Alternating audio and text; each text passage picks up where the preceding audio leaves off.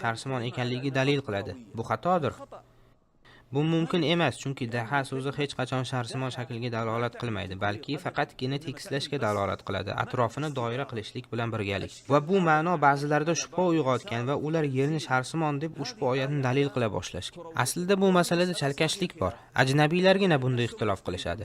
Nima uchun biz shoshqaloqlik qilamiz va Qur'on oyatlarini nazariyalarga ko'ra talqin qilamiz?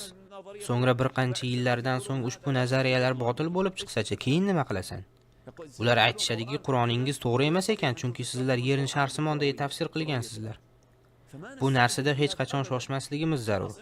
Zohirga qarab yur, tekisladi deyildimi? Tamom, qandayligini Alloh biladi. Lekin ogoh bo'lginki, bu so'z hech qachon sharsimon shaklga dalolat qilmaydi, faqatgina yassi va atrofi doirasimon bo'lgan shaklga dalolat qiladi.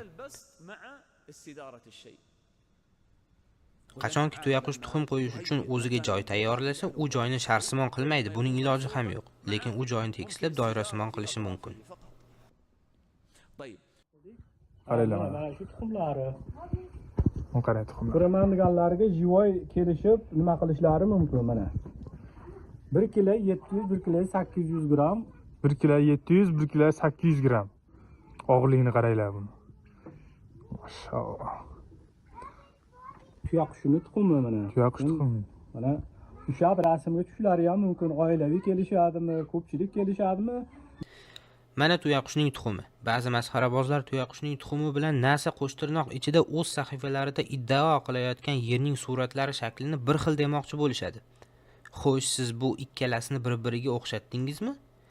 Bular umuman bir-biriga zid bo'lgan shakllar.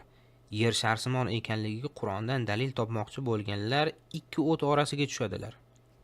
Ular yerni tuxum shakliga o'xshash demoqchi bo'ladilar, lekin suratlar umuman boshqa narsalarni ko'rsatadi. Ikkinchidan